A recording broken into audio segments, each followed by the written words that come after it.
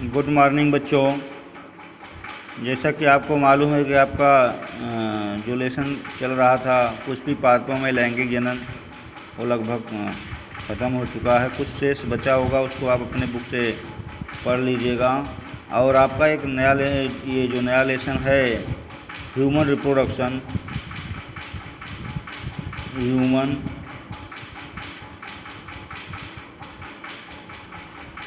Reproduction ये आपका नया लेसन है जिसे कि मानव जन्म कहते हैं। तो ध्यान दीजिए बच्चों, मानव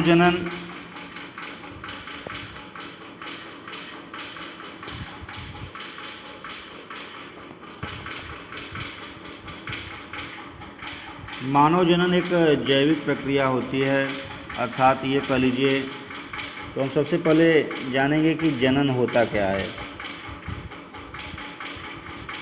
जिसे रिप्रोडक्शन कहते हैं, जनन कहते हैं।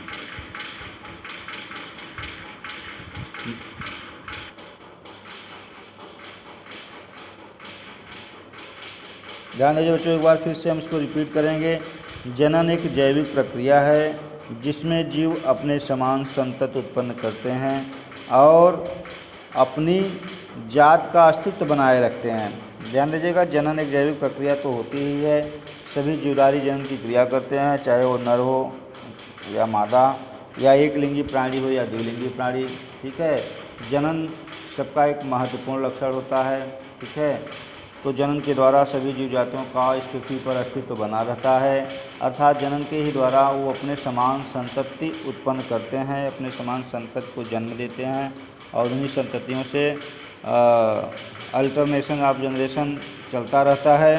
ठीक है, तो यहाँ मनुष्य एक लिंगी प्राणी होता है क्योंकि मनुष्य में नर और मादा जननांग दोनों अलग अलग प्राणी पर स्थित होता है, अर्थात नर और मादा या स्त्री और पुरुष कह लीजिए, स्त्री और पुरुष दोनों अलग अलग होते हैं। ठीक है, इसमें नर और मादा जनान अलग अलग शरीर पर होते हैं। मानव में जो स्पष्ट लैंगिक द्विरूपता पाई जाती है उसमें जो द्विरूपता होती है, ध्यान दीजिएगा, सबसे पहले आप सभी को मालूम है कि नर में जो जनन अंग होते हैं वो उसके शिश्न पर ही उपस्थित होते हैं। ठीक है, उसके शिश्न पर ही उपस्थित होते हैं, जबकि मादा में शिश्न अनुपस्थित होता है। ठीक है, मादा में शिश्न अनुपस्थित होता है। और दूसरा लक्षण जो होता है नर में एक जोड़ी, नर में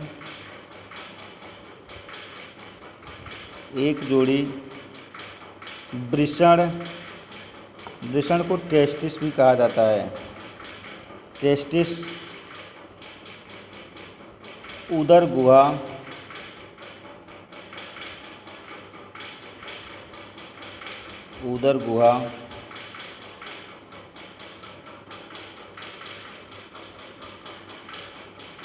से बाहर वृषण कोश पर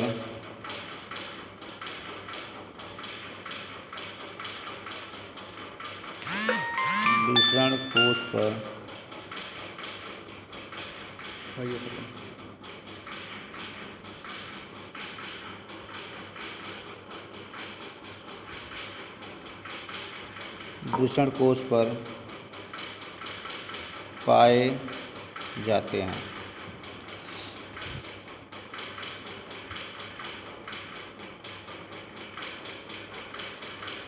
मादा में वृषण कोश अनुपस्थित होता है। मादा में टेस्टिस नहीं पाया जाता है बच्चों। मादा में वृषण कोश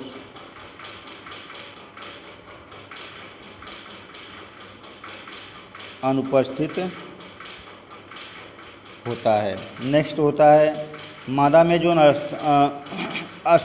स्तन ग्रंथियाँ, जिसमें दूध का श्रावण होता है। ठीक है ना, मादा में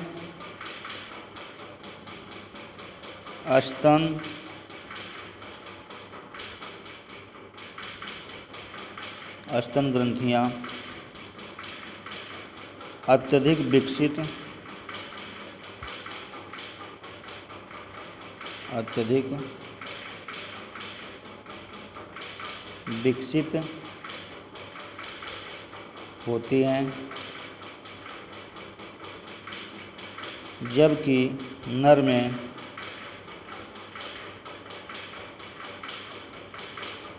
अल्प विकसित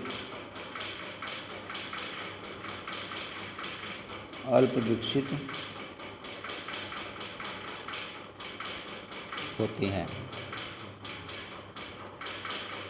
ध्यान दीजिए बच्चों, सबसे पहले तो आपको ये मालूम होना चाहिए आपको कि मानव एक जरायुज प्राणी होता है। जरायुज मीन्स होता है कि जो बच्चे पैदा करने वाले जीवधारी होते हैं उन्हें जरायुज प्राणी कहते हैं।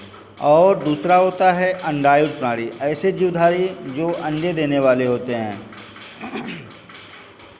अंडे देने वाले जीवधारी को अंडायुज प्राणी कहते हैं, और बच्चे को जन्म देने वाले, बच्चे को पैदा करने वाले जीवधारी को जरायुज कहा जाता है। तो मनुष्य सहित जो भी उच्च श्रेणी के जीवधारी होते हैं, जंतु होते हैं, उनको जरायुज प्राणी कहा जाता है। जैसे गाय, भैंस, बकरी, हाथी, ये सभी, घोड़ा इत्यादि जो होते हैं, बिल्ली, और हाँ, ये सभी जो होते हैं जरायुज प्राणी होते हैं। अंडायुज प्राणी में जैसे मछली हुआ, मेढक हुआ, हाँ, सर्प हुआ, और जो पक्षी वर्ग में मोर हुआ इत्यादि जो होते हैं ये अंडायुज प्राणी होते हैं। तो मनुष्य जो होता है वह एक जरायुज प्राणी होता है। तो यहाँ हम लिखेंगे मनुष्य एक जरायुज प्राणी है,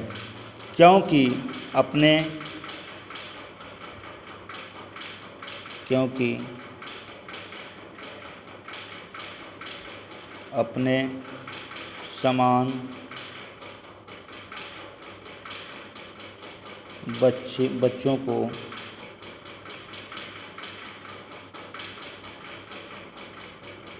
जन्म देता है। मानव की जनन प्रक्रिया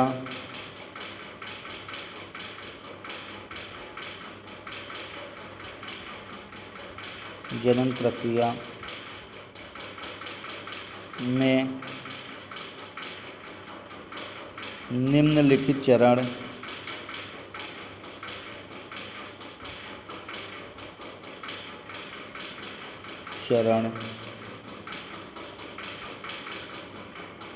होते हैं। ध्यान दीजिएगा, जो मानव की जनन प्रक्रिया होती है उसके निम्न चरण होते हैं। ध्यान दीजिएगा, सबसे पहला जो चरण होता है वह होता है युग्मक जनन। युग्मक जनन को हम इंग्लिश में कहते हैं गैमेटोजेनेसिस।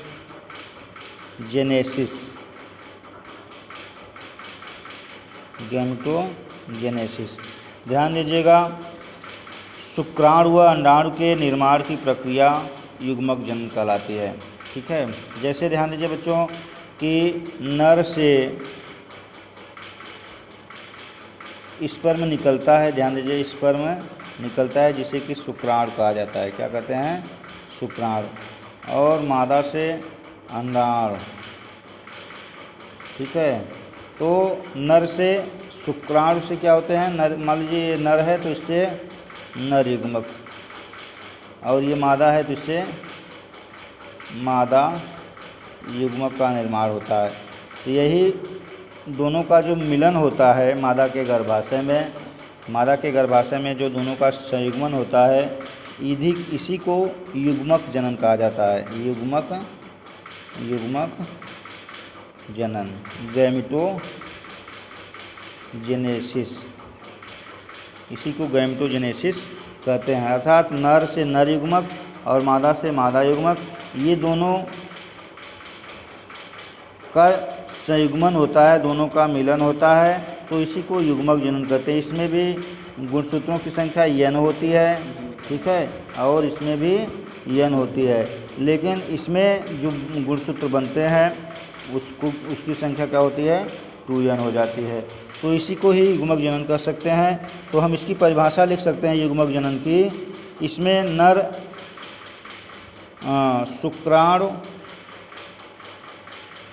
शुक्राणु व अंडाणु के निर्माण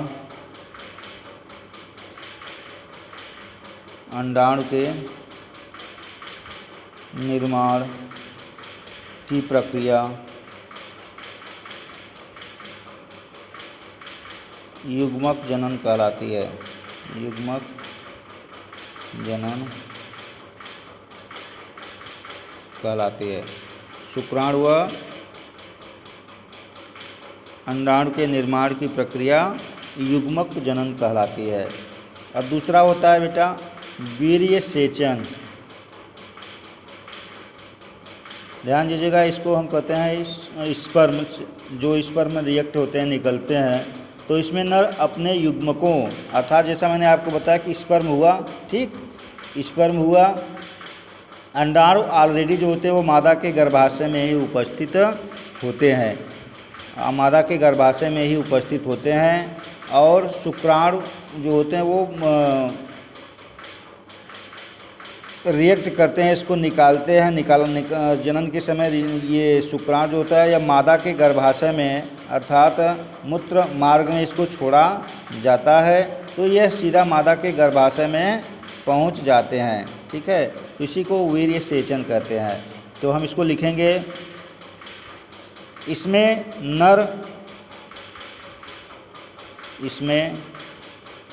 नर अपने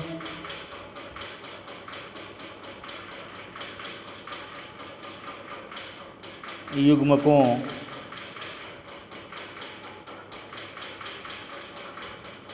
को मादा के जनन मार्ग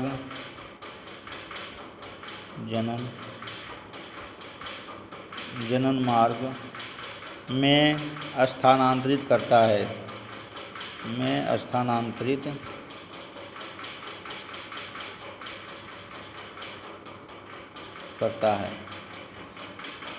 नेक्स्ट होता है बच्चों, आपको अभी इसको देख लीजिए स्पष्ट रूप से।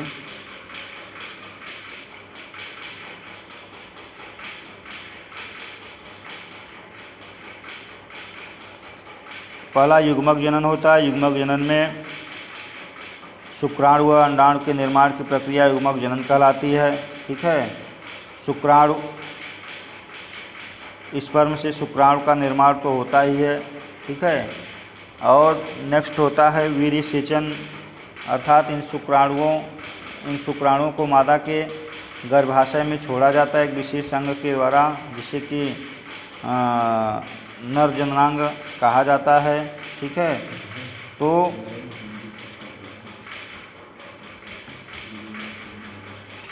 शिश्न के द्वारा या मादा के गर्भाशय में छोड़ा जाता है। तो इस तरह से वीर्य सेचन की क्रिया मादा के गर्भाशय में स्थानांतरित हो जाती है। वीर्य सेचन, वीर्य को मादा के जनन मार्ग में छोड़ दिया जाता है। नेक्स्ट होता है बच्चों युग्मनज। ठीक है, युग्मनज में क्या होता है कि निषेचन के फलस्वरूप जैसे हम आपको यहाँ पे समझा दे रहे हैं कि नर युग्मक, मादा युग्मक,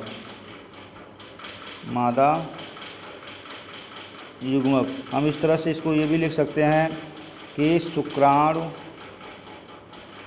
और अंडाणु, ठीक है,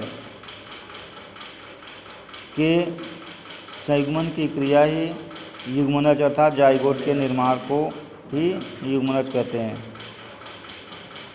जिसमें गुणसूत्रों की संख्या 2n होती है। ठीक है, तो यहाँ पे हम लिखेंगे निषेचन के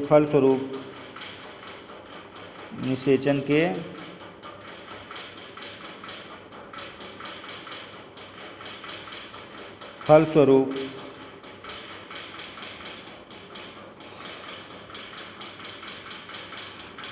बनी संरचना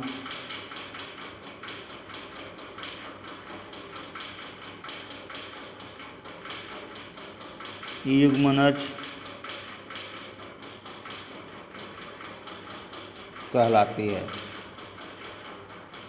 नेक्स्ट होता है, तो ध्यान दीजिए, हाँ युग्मनज कहलाते थे। यहाँ पे मैंने आपको बताया था इसमें गुणसूत्रों की संख्या 2n होती है, और ये अगुणित होते हैं और ये भी अगुणित ही होते हैं, लेकिन इन दोनों के मिलने के बाद ये जो जाइगोट होता है वह द्विगुणित होता है। द्विगुणित मतलब आप ऐसे भी समझ सकते हैं, जैसे ये कोशिका हुआ और 2 कोशिका, ये नर युग्मक हुआ और ये मादा युग्मक हुआ, ठीक है। दोनों के बाद क्या होता है कि ये यन हुआ और ये यन हुआ, तो ये यन और ये यन दोनों जब मिल जाते हैं तो ये यहाँ पर क्या होता है, ये द्विगुणित हो जाते हैं, अर्थात एक यन और एक यन के मिलने के बाद 2 यन हुआ तो ये द्विगुणित हो जाता है, तो इसी को हम द्विगुणित कहते हैं, ठीक है ना। तो यह द्विगुणित होती है, यहाँ पे हम लिख लेंगे यह द्विगुणित होती है, ठीक। अब नेक्स्ट होता है विदलन।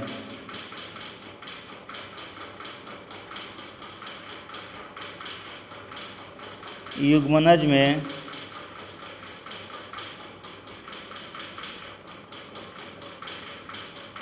होने वाले विशिष्ट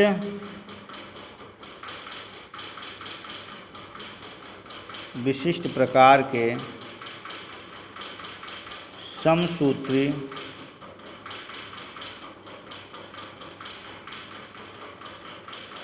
समसूत्री विभाजन को